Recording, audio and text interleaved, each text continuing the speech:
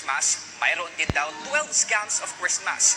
Ngayon kasing holiday rush at kaliwat kanan ang transaksyon, kasing bilis ni Santa Claus ang paglipanan ng mga scammers.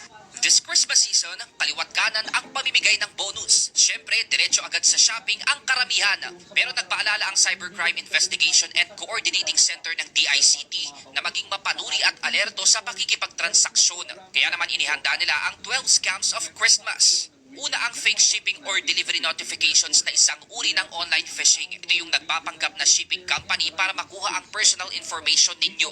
Fake online charity scams kung saan magsosolicit sa iyo ng donasyon ang peking charity. Kung minsan, gumagamit pa ng pangalan ng lehitimong charity. Nasa listahan din ang fake shopping website na gumagamit ng peking promo link ng mga sikat na shopping platforms. Bogus online sellers na nagbebenta ng mga high-end products sa murang halaga pero peke pala. Sa mga nag-a-avail naman ng online services, uso rin ang free trial scam. Yung pagkatapos ma-expire ng free trial, biglang mag-charge ang credit card mo nang walang permiso. May fake Christmas gift card scam din kung saan bebentahan ka ng gift card na hindi naman magamit. Technical support scam na magpapanggap na isang tech support o customer service representative para sabihin sa iyong may problema sa account mo at kailangan mo itong i-update sa pamamagitan ng link na ibibigay nila. May crypto investment at foreign exchange investment scam na papangakuan ka ng malaking return kapag pinagkatiwala mo ang pera mo sa kanila, pero sa huli, tatakasan ka lang. Ingat naman sa fake relative or friend scam kung saan may susulpot na kapangalan ng kamag-anak mo para hingan ka ng pera dahil daw sa financial problem.